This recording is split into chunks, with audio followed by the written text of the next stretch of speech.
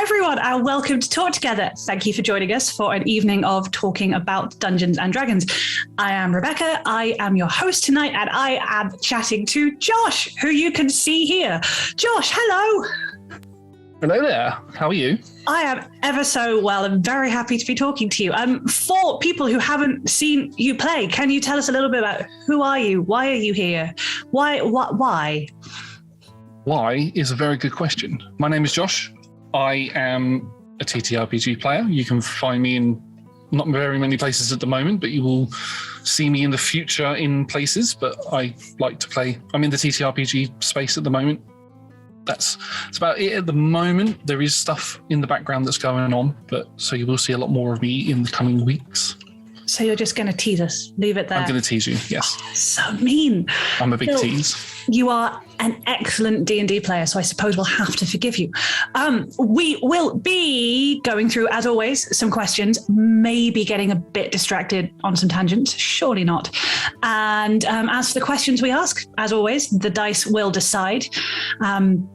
Before we kick off, this stream will run for about an hour. I currently have the Timekeeper's badge for the Talk Together host, and I refuse to lose it.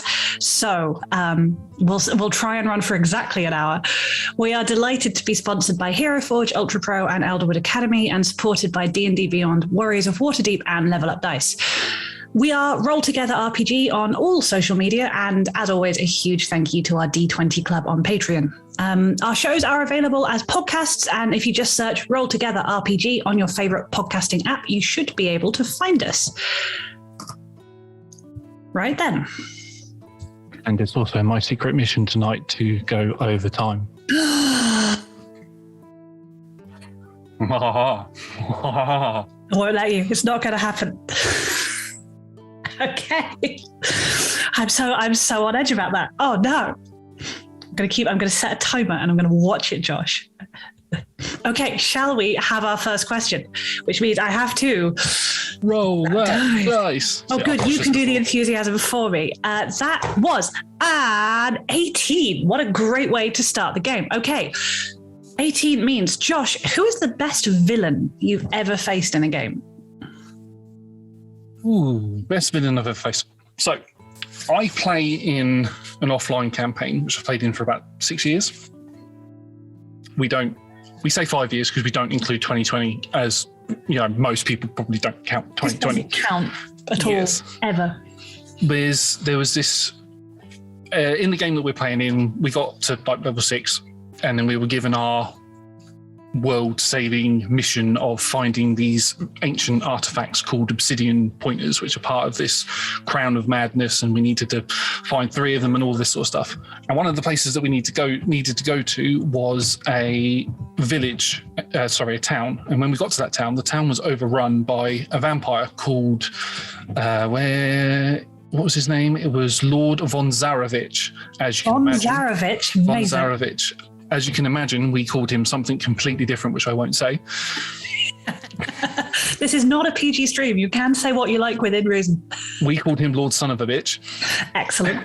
Because the very first time that we met him, we'd just come out of this dungeon, which had been traumatizing for all of us, and we saw him kill a version of Von Richten, like right in front of us, and then he disappeared. And then we ended up going into the town, and there were these priests of the Raven Queen there, and they were doing this ritual where they could bring back the dead to speak to the living, for 5-10 minutes. And we'd asked for one of our previous players' characters to come who died previously, because we wanted to say bye to them because they died very abruptly. And as the High Priestess was casting the spell, these ghouls and the vampire just walked in, and they just picked her up and tore her in half, and then invited us to his keep for dinner, which we then went to, and then he toyed with us, and then we had to fight him. Then he ran away. Then we had to find him after killing our paladin. And yeah, he was like one of those sort of sub bosses. He wasn't like the BBEG, but he was think Strahd, but worse. Sounds the worst. Yeah. Wow. Did you kill him in the end? We killed him in the end. It took, we found another priestess to the Raven Queen who resurrected our paladin. And we managed to kill him, but because there was no sunlight, we couldn't fully kill him. So we killed him, stabbed him with a stake. I stabbed him in the heart with a stake, and then our paladin, who was an Asimar, I think it was him that did it, or somebody that cast fly on somebody else, pretty much just flew him up out of the clouds and just watched as he just disintegrated. Cool. Which is pretty cool, but it was a hard fight. Very hard. Wow. Was your player there, the one who died and was going to be resurrected, going to be reanimated, just say a little goodbye and then... Yes, he was playing a different character. So he was like, his previous character was like a witch hunter. So he had the hat. So when he played with us, he was, at that time, he didn't live in where we live. So he was always on a monitor, and he had a cowboy hat on. And then he moved down here after his character died, moved to where I live after his character died. That's and a big erection. Yeah, and he just happened to have the hat on him, and he was like, "Oh, let me get my hat." And as he went to put his hat on, the sort of moment happened, and he was like, "I'll put the hat down." That's horrible. Wow, Yes. your DM sounds evil. There are other things that have happened in the campaign which are, needless to say, trigger warnings. Okay. So, not suitable for stream, but very good. As long as I guess all of you folks are happy with that, then that's fine. Oh, yes. Yeah, and he said that when we first started, that this is the sort of stuff that I'm going to do. Are you happy with it? Yes. Excellent. Great. Yep. Oh, I think this has to be a record that we're 7 minutes in stream and we're already going, session zeros, folks, really important. Yes. I've only just recently discovered that, or found that out, that session zeros are important, because I've only ever done 2. Oh, wow, okay. And they were both in the past 2 months. 2 or 3 months. Yeah. I'm a big fan. So with this DM, was it more of a kind of, by the way, before you started playing, or on a kind of, come and join my campaign? Yeah, he's a long-term friend of mine anyway. Okay. And he was like, "Oh, I'm having a game with some of my other friends. I'd like you to come and join in. This is what it's going to be like." We had a little discussion about it, but it was not like a sort of session zeros that you get when you're doing something with Roll Together or with other places. It was just like 2 friends sitting down over a coffee and just having a quick chat about what the campaign's going to entail. It's been really good, and it's, like I say, it's been going for 6 years, once to twice a month for the past 6 years, not including 2020. That's amazing. I've not had a game run that long. That is wonderful. I don't think I've been playing D&D that long. That is wonderful. 6 to 7 hours a time. I think the longest we've ever gone is 10. Amazing. So that's not the longest I've ever played a game, but... What is the longest you've ever played a game, Josh? 14 hours. All in one go? All in one go, yeah. How were you at the end of that? Yeah, I'm tired. Very tired. We started at, I think it was like 8 o'clock in the morning, and we finished, it was gone midnight by the time we finished. So, yeah. Wow. Worth it? Good. It was worth it. It was a shame that the campaign ended a couple of years later for reasons, but yeah, that was Pathfinder Rise of the Rune Lords, which is probably one of my favourite modules that I've ever played in. It's probably one of the only modules I've played in, actually, but I just love how it was. Yeah. That all sounds amazing. Wow, that is so many different things. And in terms of session zero, I mean, at Roll Together, we have a very specific thing we mean by that. But I think taking a mate out for coffee and going, "Are you cool with this stuff?" counts. I think it's just any kind of conversation rather than just throwing something horrible at someone's head and going, "Catch." Oh, that's a funny story. Should I tell that story? Yes. I should tell that story. We had a barbecue. We do it once a year as part of the traditions in the 6 years. We'd go around our friend's house and we'd have a barbecue. So we'd go around there at like 1 o'clock in the afternoon, have a barbecue, and then we'd start the session at like 5, 6 o'clock. And we had, at this particular one, we were having a battle royale as well. So we had a battle royale first. Then we had, barbecue, battle royale, then the session.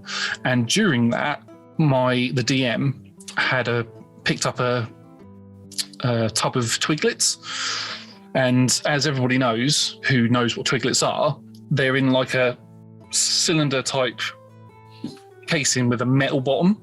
And one of the people at the other end of the table said, "Could you pass me the twiglets?" So the DM went, "Yeah, sure," and lobbed them across the room. Now, when he lobbed it across the room, there was nobody in the way. But his best friend, the one who I mentioned before who moved down here, happened to lean forward at that exact moment, and it put him straight in the head. The sound was I found a sound similar to that on I can't remember where I found it. It was on YouTube, I think it was, and we just play it every now and then. Where it's like, "Ka-doing." he's this big 6'3" guy, and he sort of went, "I'm just going to go to the toilet quickly," and he went upstairs. And then I spoke to him afterwards, and yeah, I had to go upstairs and have a little cry because that hurt. And he had a lump on his head as well. Oh, so no. Twiglets are now banned at our table. Yeah. Wow. The DM is also banned from throwing things. So is the real villain of the story Twiglet? Yes, Twiglets is the real BBEG of our campaign. Yeah, so your vampire son of a bitch was the sub one, and then Twiglet. Yes, his overlord was Overlord Twiglet. Amazing. Shall we roll the dice and have another question? Roll them dice. Thank you, Josh. You are fulfilling my lackluster hosting. You're doing brilliantly. Oh, thanks. I mean, this may tie into the one we've just had. That was a 14. What's the funniest moment you've experienced in game, Josh, ever? Obviously, every second of playing with me has been a magnificent riot, but beyond that. Every second of playing with you has been epic. The funniest moment comes from the same offline campaign. So when we first started off playing, we were playing the Fantasy Age system, not D&D. I don't know if anybody knows what the Fantasy Age system's like. It started off You'll have to tell me about it, please. So it started off with Dragon Age as a Dragon Age RPG book, and then they eventually developed it. That's right. And they eventually developed it into its own standalone thing. And it's basically, instead of using a D6, you use 3 D6s, and one of those is a different color, and that becomes your stunt dice. And if you roll doubles on your dice, you get a number of stunt points equal to that third dice. And then you can perform certain actions on a table. So you've got like combat stunts where you can do like piercing strikes, and you can attack again and all of that sort of stuff. Exploration stunts for RP stuff, and then there was another one, spell stunts as well. We played in that for a little bit, and then we eventually switched over to 5th edition. And when we switched over to 5th edition, the character I was playing was sort of an assassin-y type half-orc. Nice. Who always kept his face covered up. I didn't reveal he was a half-orc until about 2 years into the game. So he just kept himself hidden all the time. And we went into this dungeon that I'd mentioned previously. Just before we met Son of a Bitch, we were in this dwarven dungeon, and we had to travel through the dungeon. This dungeon had this troll of a dwarf that kept appearing indoors. He was like, like the knocker on Night Before Christmas. Yes. It's like that, but it was like the whole door, and it's a dwarf space, and he kept mocking us every time we got to a puzzle.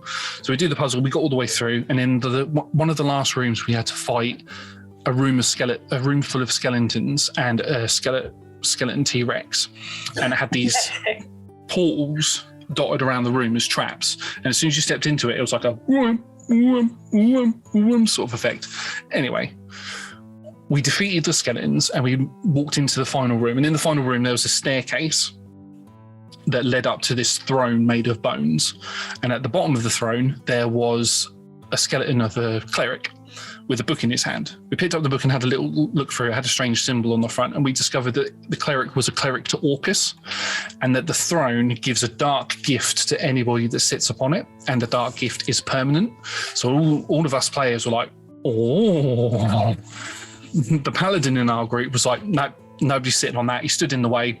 The warlock in our group went, whatever, teleported behind him and instantly sat on the throne. Excellent. Him sitting on the throne, he sort of got this like the hands of the throne sort of encompassed around him, and you saw this like faint glow, and the DM rolled a dice, and when it came back, the DM explained that in game terms he looks a lot more handsome and more charismatic, and basically he got a +1 to his charisma, which is amazing for a warlock. Yeah. At this point, the paladin decided to turn around and walk out, and was like, I'm not having none of this. So he left, and my friend, who I'd mentioned before was the one who'd had a character die, he was now playing this 6'5" tall shifter psionic character, and he was like, yeah, I'm going to go with him. So he went and left with the paladin.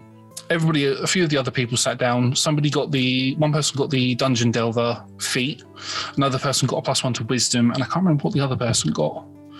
what somebody else got. They got something else. And then I went to sit on it. At this point, the shifter man decided to turn around and was like, I'm going to start edging my way back because these sound quite cool. They all sound great. Why would you not sit on this throne? Exactly. And then I sat on the throne. The DM rolled the dice and he literally went, looked at me and went, I'm so sorry. I went, why? And then he started to explain it. And he said, as the hands encompass you, you know, you feel this light, warm energy overcome you.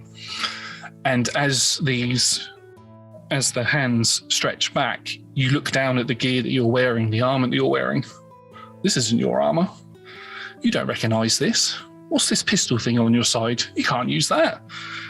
I was, at that point, a level 3 rogue, a level 3 ranger. I had changed to a level 6 cleric of Ioun.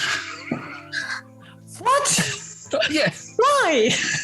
And at that point, I'd never played a spellcaster, and I said that I never wanted to play a spellcaster because I didn't understand spells. How it worked at that point. I only knew what I'd seen in like Critical Role and other things like that. So I was like, oh God. And my character was like this sort of character, like, oh yeah, I'm going to kill you, stab you, yeah, assassin's blade, yeah. And then I just sort of went, oh yes, I don't recognize any of this stuff that I have on me. Oh no. So that was traumatizing enough. We were laughing about that. Then the shifter decided he wanted to sit on the throne. Mm-hmm. The DM rolled the dice. I wide-eyed again. He then rolled another dice, which is the first time that he'd done that for any of us. He then nearly fell off of his chair laughing. And we're like, oh God, what's happened? And then he began to explain it. He went, as you sit down in this chair, your 6'5" frame, you begin to feel yourself crush down, crush down, crush down. And as the claws retreat, you jump off and you're now a hill dwarf. It's so good. To be fair, the hill dwarf actually fit the class a lot better than what the shifter did. But we then spent the next 20 to 30 minutes just laughing because it was just that funny. And we still laugh about it now. And this was 3 years ago, I think. 3 years ago. Really so good that you are interchanging traumatizing and hilarious. It's great. Yes. And then I then had to go back through my character's backstory, and because the change that happened to me was a change that affected my entire history. So anybody who knew me always believed I was a cleric. So I had to go through and just make little alterations to my story to the point that that character died eventually. And when he died, he actually ended up becoming a champion of Ioun and going to the Great Library. And Ioun was like, you've been my champion the whole time. So it even affected the goddess. It's terrible. It was like, oh. One of my characters, she is a warlock. She currently has the Wand of Orcus. I am now second guessing whether this was a good idea. The other thing with that as well is I then played him for at least another year or 2 years. And I actually grew into the character a lot more once he changed, because I changed his personality as well to fit with him being a cleric. But the thing as well was with the son of a bitch person I mentioned before, he was a servant of Orcus, we found out, because he could sense us, because he could sense the dark power on us, but he couldn't sense the paladin. That's very clever. Yeah, it was very good. It was brilliant how it was all intertwined. Smart. See, sometimes lawful good is the smart option. Yes. Not often, but sometimes. No, not when your paladin doesn't like to lie. Oh, I mean, he is a brilliant character and a brilliant role player. But yeah, I have in a home game, I play with a paladin who took the oath that means you can't tell a lie. And I'm playing the bard who just lies through her teeth consistently because it's fun and also to stop us dying. Roleplay is fun. Yeah, it's like, aren't we all this thing? Look, I've rolled a 29 persuasion. Deception. They all believe me. You just have to go yes. And he goes, no. I think our paladin was the exact same one. It was it got to the point where there was somebody that we saved at one point, and we had to leave them up against an in a beach sort of thing, and one of the other players decided to leave a calling card with them. And it's like, if you leave a calling card with them, then everybody's going to know that we've helped them out of their prison. So I took the calling. I was the last person, and the paladin was watching me. And at that point, I was playing the same character. This was before the cleric change, and I was a bit of a tinkerer, and I had like an Assassin's Creed Assassin's Blade. Cool. And I messaged the DM and went, "Can I do this?" And he went, "Give me a roll." And I rolled a natural 20, as you do when you want to do something awesome. Yeah. And it was basically, I explained it that I took the card off of her, slipped it into my pocket, and as I put my hand on her shoulder, I extended the thing right into her neck, and then just walked off. And then she just bled out there. And the paladin and everybody didn't find out until I changed it to a cleric, and then felt I had to be honest with them. Oh no. But by that time, it was long gone. We forgive the murders if, the date of expiration is passed. Wow. I'm still on the fact that you kept a secret from your party for 2 years. That's amazing. I'm just starting a campaign, and my character has 2 backstories. The one she's going to tell everyone, and the one that is true. And I think I'm going to be able to keep it hidden for what? 2 weeks? How did you do it for 2 years? Mine was only a minor thing. It was a case of, I had a hood up and I had a face plate on the entire time. And even if I did take the faceplate off, his tusks were filed down. He never did anyway. But Scarlet, who some people might know from various places, she was also in that game up until recently. And her character had an even bigger secret that she kept for even longer than I did. Amazing. Which was crazy when it was finally revealed, but yeah. That's really cool. My problem is I'm just always so excited by the secret that I want to be able to start playing it. So everyone needs to know so it can come into the game. So like, guys, I have a secret. Look, I'm being really sneaky. You need to work out what's wrong. Which is fun, but I'm not the best at keeping secrets in game. No, I normally just want to tell everybody everything.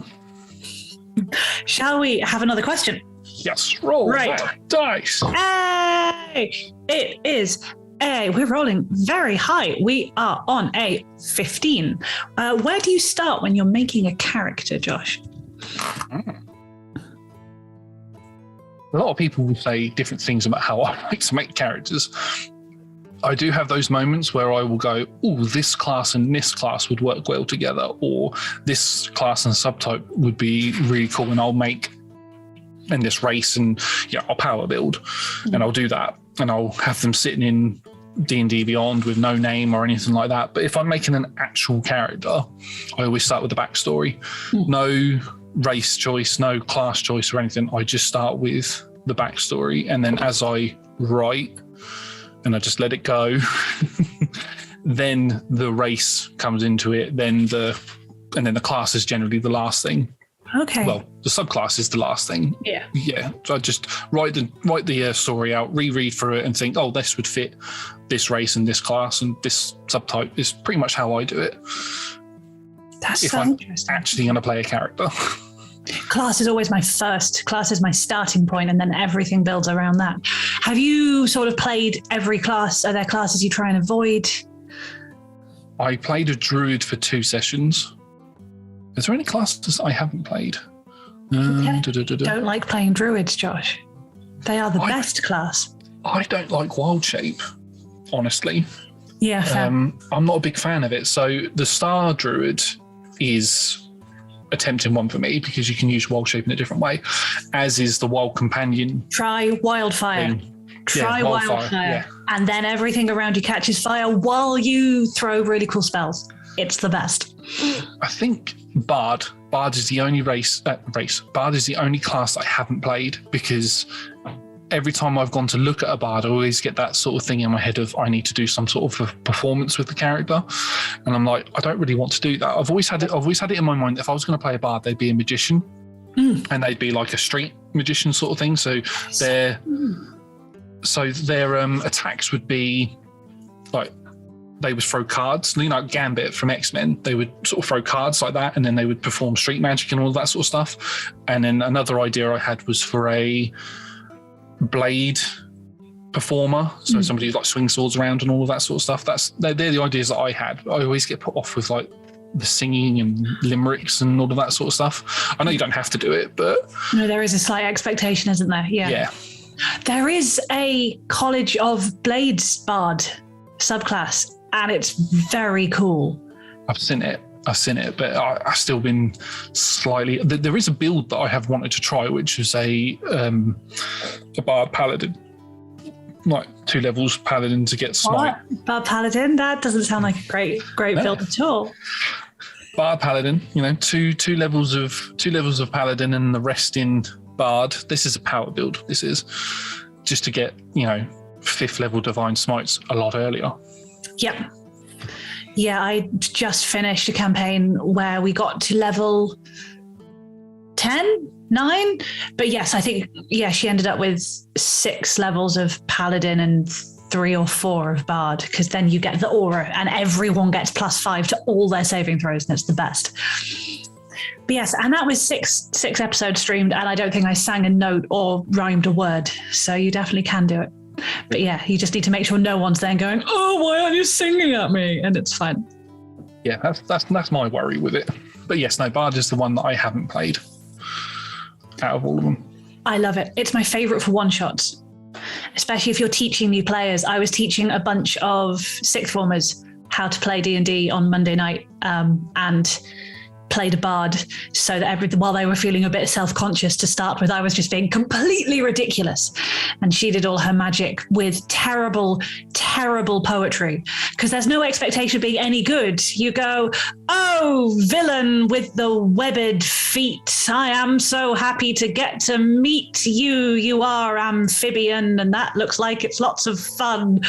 And then they laugh at you, and then they do silly things. It's great. I've done that before as a DM, where I've done a bard as a DM. Well, I used to, when lockdown first hit and children were having to be homeschooled, I was doing D&D with my children. That's amazing. It started off with my eldest coming up to me and going, "Dad, I've got to do this. I've got to write a story about this." And he sort of showed me a picture of this iced castle.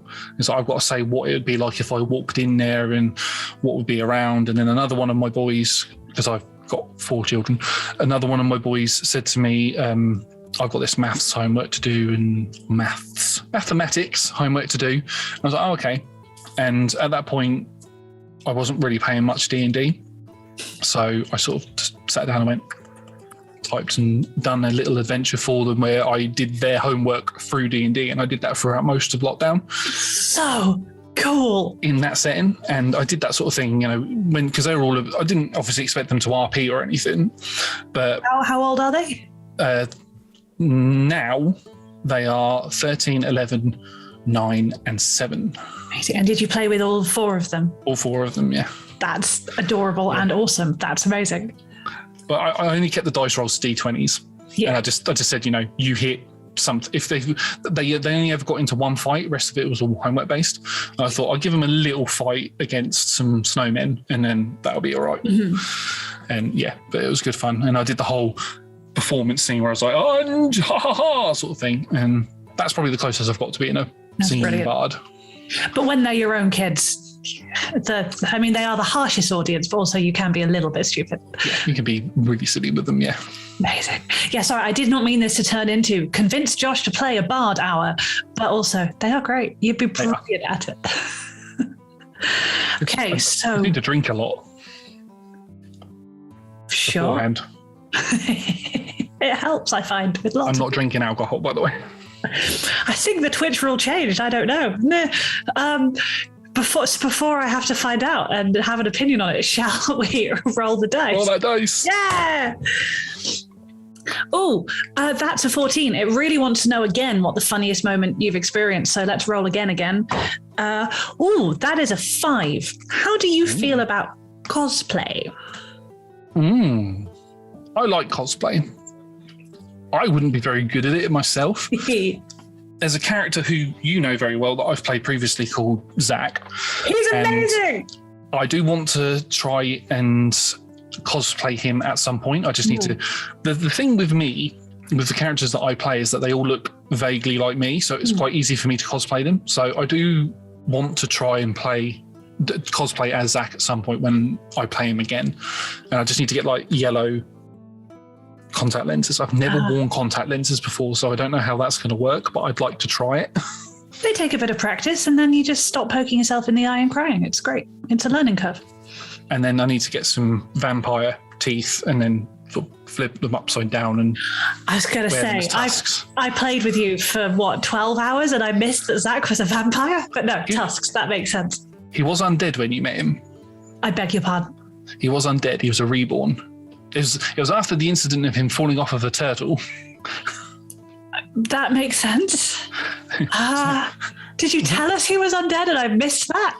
I said at some point, I think it was Tempest who was questioning something, and I said that you get a smell of undeath from I remember Zach, that. or it was Solar. It was one of the two. Yeah, I think it was about the same time as everyone I loved had been murdered, so I wasn't paying a lot of attention. Yeah, and the whole controlling dark magic thing as a barbarian when I was trying to save your best friend's life, and it didn't work. Which I'm sorry about. I don't hold it against you much. No. I mean, we did absolutely annihilate everything after that, so. Yes, we did. Shooting people is fun in fantasy universes. Yes, please, clarify that. Thank you. I mean, everyone who knows me will know I'm a massive advocate for real life violence. Quickly, roll the dice. Dice, quick. That's a 12. What's a 12? An esoteric one. Josh, why are TTRPGs important to you?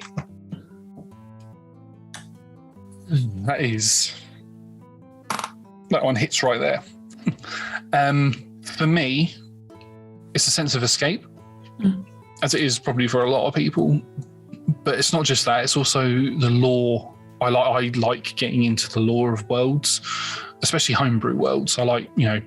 I probably annoy most of my DMs most of the time, so I'm constantly asking questions about the lore because I want my characters to be a part of that lore. I don't want to just turn up with a character that's like, haha, this is Doogely Flop from Flibbly Flare.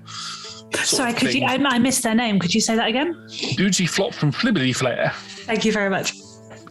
And, they have nothing to do with your story, lore, or world. I like to talk to my DMs and learn if they provide me with PDFs on the world, like 48 pages of lore. I'll read it and then I will adapt it into my character's backstory. I'll also, make suggestions as to things like, I like this. Could my character be a part of this, that? And then I like to help build that with my DMs. But also it's the sense of friendship that you get with the people that you play with. Yeah. I played with the very first session that I played in with you. At the end of the session, I felt like I'd been playing with all of you for months. It was magic, wasn't it? It was a real click of a cast. It was great. Yeah, definitely. And so sense of escape, learning the lore of worlds, and the sense of camaraderie between everybody that you play with is why they're important to me. What about you? They're fine. Yeah. No, the same. I like stories. I like people. And, people pretending to be other people are fascinating. I'm a massive video game person. I have consoles and all that sort of stuff. I would quite happily give up every console and every video game that I have to play D&D all the time. Yeah, I get confused when people conflate the two because I'm not really a gamer. I will play a few things with my husband because it's fun. Two-player, great, fine. Don't really care. D&D is the best way to spend your spare time. Yeah, when people are like, both do. 100%. If you love both, great, but they're not the same. No, definitely not. No, I would definitely want to play D&D more than I would a video game. 100%. You DM at all? Yes. What do you prefer? What, player or DM? The $1 million question. It depends, really. I flick between the two. I do love being a player. I like being integrated in other people's stories, but then I also like telling my own stories. So I'm sort of a 50-50 on both. So I would love it if I could DM in somebody else's world and like help them build their world up by DMing in it. I've done that. Cool. I've done that once or twice and helped create like a history, like the offline game or the IRL game that I said about. There's a point in history, in his history, in my DM's history, where the Dragonborn of his world went extinct, and they're not a playable race. And I said to him, could I explore that? And he was like, yeah, sure. So I did like a small mini campaign where I explored the downfall of the Dragonborn race. And that's actually stayed canon in his lore. And, you know, it's something that's been referenced back to every now and then, even though it happened thousands of years ago, but mystical powers that be reference history every now and then. And it's like, oh, but yeah, I love that sort of stuff. But yeah, a mixture of the two. World building is so interesting. I don't DM, so I have only just started dabbling in it. This new campaign I have ready to go with my 2 backstories. The DM has like World Anvil. I'd never come across it before. It's definitely my ignorance. I know, I don't. I just put voices on and tell stories. I don't know about these things. World Anvil, it's amazing. And it's like pages and pages and pages and pages of his universe. But he started this campaign in a new country that he hasn't explored yet in his world. And so he's asked for our help in creating. Yeah, so my character is from this particular place, and he's like, right, could you just make it for me? Go on, off you go. Write what your town is like, and the aristocracy, and how it works, and the religion, and all of that jazz. And I've never got to do that before, and it's so much fun to be like, I had this idea, and he'll be like, great, it's real now. I love it when those sort of things happen. Also, I should note that you should give DMing a go at some point, because I reckon you'd be amazing at it. Thanks. Twitch chat are trying to encourage me to do it, and I'm getting nervous because it's come up enough times now that I might have to actually do it. Well, yeah, everybody, and then put my name forward as well. Come on, Twitch chat, let's do it. Does this mean I have to do it on the internet? My first ever go. No, never do that. Good. Good. Not for your first time, anyway. Maybe if it's a charity. Rebecca absolutely mangles her first go ever at DMing. Give us some money to donate somewhere nice. Once you get the bug, though, once you get the DMing bug, you won't want to stop. Fair. Good to know. Right, before everyone carries on manipulating me into DMing, I'm going to roll the dice. Oh, that dice. Blah, blah, blah. 11. Who is your favorite character, Josh? My favourite character, I've mentioned him a couple of times before, the half-orc gentleman. His name was Grok Stonevale. He was a half-orc. And they somehow didn't know he was a half-orc with a name like that. Nope. The story that I gave was that he was from a farmstead or port town to the south of the continent that we were playing on, and he was super mysterious and assassiny throughout the majority of the time. And then eventually they found out a bit more about him. He was looking for his adoptive father. He basically ran away from home at the age of 8, bumped into because his real name was Grok, and then he had a different surname. And he eventually bumped into this hermit dwarf man. Brief history of the world. There was this event that happened in the north of the continent that we were on called the Taint, where this strange dark power happened with this world tree and all of this sort of stuff. And the dwarfs that lived in the nearby mountain sort of sealed themselves away. And this dwarf that my character met was one of those dwarfs who was like a ranger when the hunting party outside. So he'd been a hermit for the 70 plus years since that event happened, and bumped into my character as a child and raised my character, and my character saw him as a father figure and took on his surname of Stonevale. And one day he just disappeared. So my character had been on a mission for 2 years to try and find him. Eventually he did find him in the Underdark, which is a horrible place. And because of the trauma that I went through in the Underdark as both a player and a character, I now expunge the Underdark from any world that I'm in. Oh no. That I create. Basically, we had to go through this thing called the Snake's Pass, which because it was sort of like a twofold quest. It was go down there and see, or threefold quest. Go down there and find my father who'd been captured by the drow. Go and find the remains of one of the other characters' families, because that person was also from the Underdark, and find one of these obsidian pointer things, which was being held by a beholder in the deepest, darkest parts of the Underdark. So we came across my backstory first, and my character's father was being held prisoner in a drow encampment called the Snake's Pass. We got there, and we'd been led there by Snurfneblin. Is that how you say it? I don't know how you say it. Just say it with confidence and I'll believe you. Deep Gnome? That thing, yeah. Yeah. We'd been led there, and none of us clocked on that he was betraying us. So we got to my father, who was in a cage, hanging up in manacles. I went in there, and then all of these drow turned up, and I mean, completely outnumbered us. And we got into a fight with the head drow, like the leader, and her inquisitor, and another general of hers. And the Inquisitor attacked me, and we were level 6 at this point, but the Inquisitor took me down to 1 hit point in 2 attacks. And I was like, I'm a cleric! Ooh.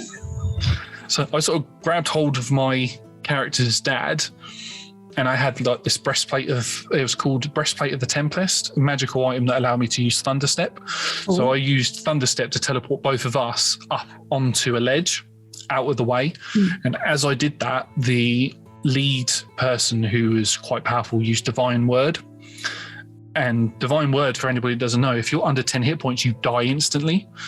So my character died instantly, as did his dad. So I just saved his dad, just saved my father. He opened his eyes and went, son, and then we both died. Ah! Yeah. Did you get resurrected? Was that it? Eventually the party got defeated and everybody either died or got captured. The paladin that was in our party died, so did the wizard. And everybody else got captured, and 2 people managed to get away. And we got taken to the drow scientist, and he went to cast resurrection on the 3 of us that had died. He managed to resurrect the wizard and the paladin. The paladin had died 3 times previous to that, and we were using Matt Mercer's resurrection rules of when you die, it increases by 1. So he managed to revive. I didn't. First time I died, and I didn't get resurrected. So I was like, oh God, okay. So that's going to probably answer one of the other questions that I've seen on here before, is what's your saddest moment? Yeah. That was my saddest moment. That was probably the closest I've ever been brought to tears, was his death. And at the end of it, my character was like in the library of Ioun and was like talking to Ioun, like, I must get back to see my friends. And when the DM rolled the roll, I made the mistake of looking over the DM screen, so he let me, and I saw the results. Damn it, I shouldn't have looked. Do you think he might have fudged it if you hadn't seen? No, I don't think he would have. Okay. He might have, but I don't think he would have. But he just went, she places her hand on your shoulder and goes, no, my boy, your time is done. Please come with me. And then my character's just, I'm getting straight up about it now. Character walked off into the sunset. And then just to dig the knife in a little bit further, once everybody was reunited, they'd had their prison torment for a couple of sessions, met my new character, managed to do a prison break. We went to then go and kill that scientist person because we needed to get something from him. And he was a gyromancer type person. And as we walked into his main laboratory, there was the body of, or parts of the body of my character, tied up and sewn together onto other body parts, and they had to fight another version of me. And I had to kill it. Ooh. Yes. However, I do get to play that character again soon, because there's been this whole thing with our campaign now, so that's good. Okay. Oh dear. I'm sad now, and it wasn't even my character. Sorry. No, it's fine. It's one of the best things about D&D. It makes you feel things that aren't real. It's great. Yeah. I'm going to roll the dice. I don't know what to say to that. Roll that dice. That is a nat 20, and I feel like that is maybe the question you've just answered. What character was the hardest to say goodbye to? Is it that moment? It's that very moment was the hardest moment for me because it was completely unexpected.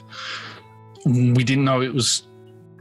You don't generally know when a character's going to die anyway, but it was just completely unexpected, and we just had this grueling, epic fight where we just got absolutely beaten the crap out of, and to then have that character then not come back, especially a character who'd been there for so long. I've played him for about 3 or 4 years at that point. He'd had so many epic moments and so many changes from being this dark. From 3 or 4 years, and you were still only level 6. Yeah. Well, DM is a monster. Oh no, at that point we were level 8. Okay. At the point he died, we were level 8, yeah. But it was just, it just hit all of us. It obviously hit me hard, and everyone was like, oh no. For a lot of people, it was the fact that they just lost their cleric, but for other people, it was the fact that they'd lost their best friend. Who did you roll back into the campaign as?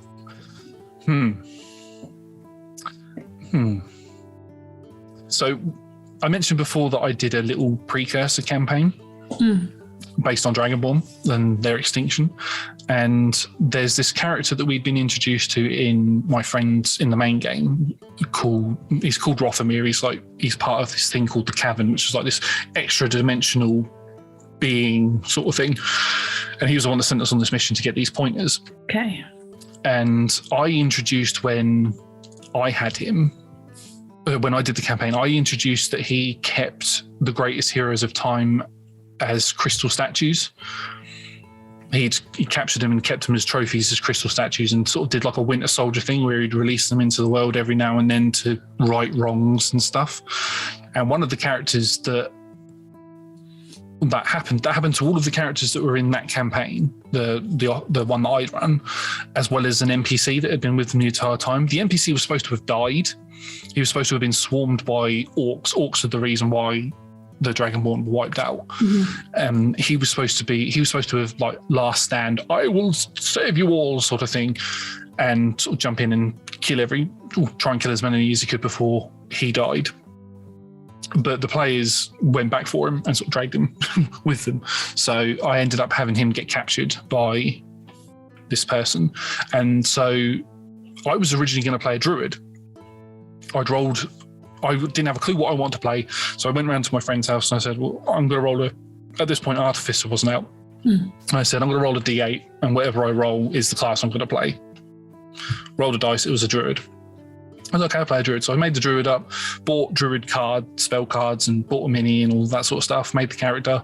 And I was walking to work one day and my friend, the DM, picked me up and we were driving along and I went, I had this funny thought. What if I played one of those characters or played that NPC character that was a Dragonborn?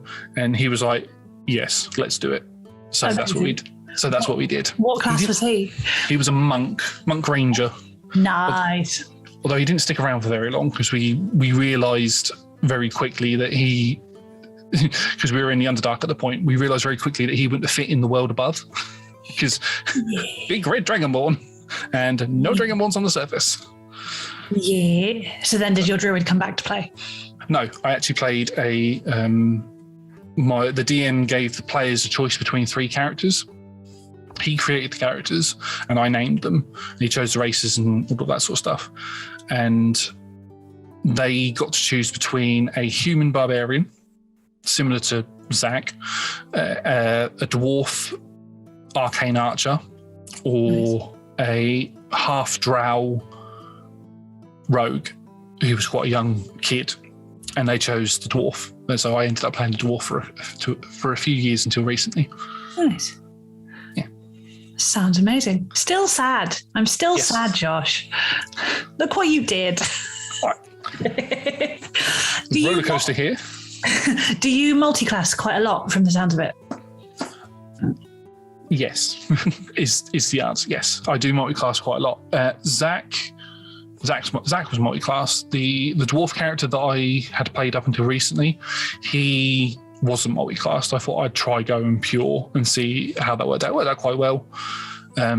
But the DM recently decided to go back to Fantasy Age system because we're at that point now where we're all level 11 and we're killing things way too quickly. There was an absolutely epic boss fight that we recently just had with a Beholder / Death Tyrant. And this thing had nearly 1,000 hit points and we were able to kill it.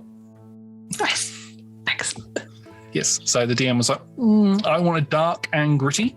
This is no longer dark and gritty because you could probably kill a god. So let's change it to a different system. We were like, yay. Nice. If you had to pick like your favorite multi-class or the best one for a power build, what would you say? On the spot, I know. On the spot, there's a lot. There is a lot. I think one of the best ones would be the obvious Hex Paladin thing, Hexblade Paladin. Another one that I quite like that I tried out once was it is a bit of a power build, but it's the Battlesmith Blade Singer. Ooh, okay. So you could be a glass cannon with 25 to 28 AC, which is pretty good. I like that one. So I never got to reveal this in Storm's Herald, but Zach's multi-class, he was by the end of it, I changed to a totem barbarian, but we'd homebrewed it in a way where instead of choosing the level 3 totem and sticking with it, when I raged, I could choose which totem I wanted to be. Yeah, it was cool. Yeah, and then I took 3 levels of fighter, and the subclass that I took for that was the Echo Knight. Ooh. And the story behind that was Zach was filled with dark magic that it was part of the reason that caused him to die. He was filled with all of this magic, and when he died, it sort of stayed in his body and became dark magic, which is the sort of thing that the enemy was sort of losing control of, but Zach had control of his. So that was how he would produce his Echo clone thing, would come from the dark magic. I think I explained it once. It was the shadow that appeared. So the point of that is doing that is one of the actions that you get, or one of the things that you get as an Echo Knight is whenever you take the attack action, you get a free attack with your Echo. Now Zach had Great Weapon Master.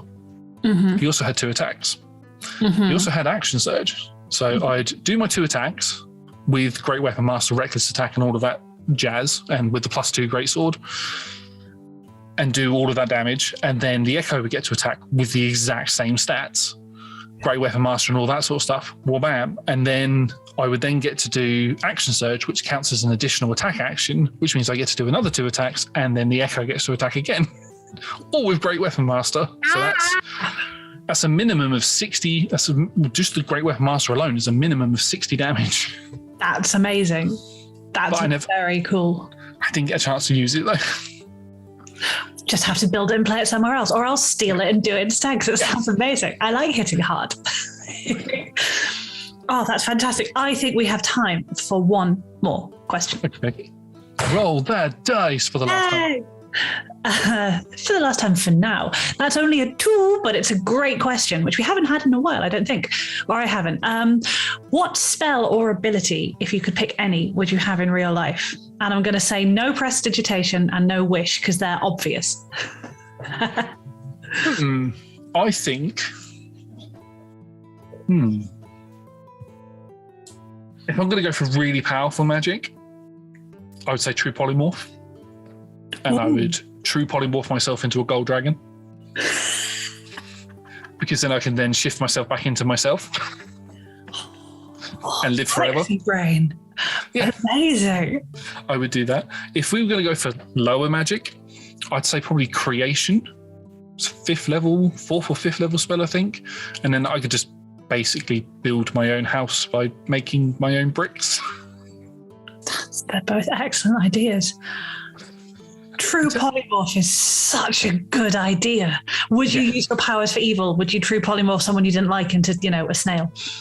No, I'd literally just True Polymorph myself into a gold dragon and then shape change as a gold dragon back into me and then just live forever, because as far as I'm aware, dragons don't die, or at least they live a lot longer than humans. So And then I would just play D&D for 20,000 years. But if you had unlimited uses of True Polymorph, you could also True Polymorph everyone you liked into other dragons so that they could stick around and play D&D with you. That's a very good point. Yes, I would do that. You would be one of them. Oh, thanks. And yeah, and I think with True Polymorph, you can turn objects into other objects as well. So I would turn my PS4 into a PS5 because I can't get hold of one. And upgrade my computer. Can I be Platinum, please? I'd like to be Platinum Dragon. Platinum Dragon. We can do that. Great. Brilliant. Okay, well, Josh has got like a plan sorted. Oh, well, I mean, that's it. You have solved the mystery of what we should do if we had True Polymorph. Yes. That's it. Nothing else to talk about really anymore. Soz. Sorry, everyone. Yeah, that does bring us pretty much to the end of our time. Which is rubbish, really, because Josh, this has been absolutely lovely. Thank you so much for coming to talk to me and to talk to all of us and share your wisdom and wonderful weirdness. It's been great. Thank you very much for having me. When can we see you again? If people have watched this and accurately gone, well, Josh is brilliant, I want to watch him play D&D, where can we find you? I am part of Queen's Court Games, which is a podcast group at the moment. I've joined them as part of their Twitch team to start their Twitch channel. So you're going to see, I'm going to be doing a lot of editing sort of stuff for them. So you'll see some vampire stuff coming for them soon.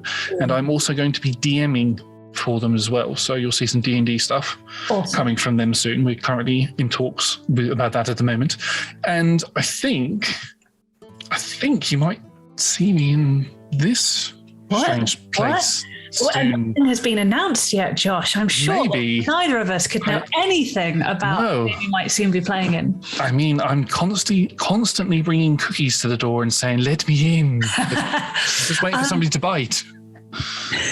It's going to be a super cheerful, happy, fluffy bunnies and rainbows campaign that you're playing in, right? I mean, I'm part of it, so probably not. I know who's DMing. Definitely not. No. It's going to be amazing. So check out Queen's Court Games. I'm assuming the mods will have put links to them in chat now. Thank you very much.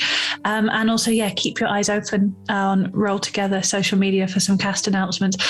Although it might have already been announced, because what is time? By the time you're watching this, who knows? If you already know, then our attempt at mystery is terrible and it's very exciting.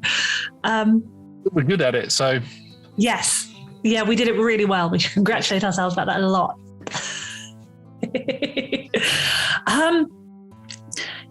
Thank you everyone for joining us, being part of the show. As always, if you enjoyed us, and even if you didn't, we stream Talk Together every Friday from 6 to 7 p.m. GMT, and we stream D&D games on Mondays and Tuesdays. I think I have this right. On this coming Monday, 6 to 9 p.m. GMT, we'll be streaming Chaos in the Collection, and on Tuesday, same time, 6 to 9 p.m. GMT, it will be Warriors of Waterdeep. All of our shows stream at twitch.tv/rolltogetherrpg, and then you can find us on YouTube for all our VODs. There's a link in chat right now. And don't forget, you can also find us as a podcast.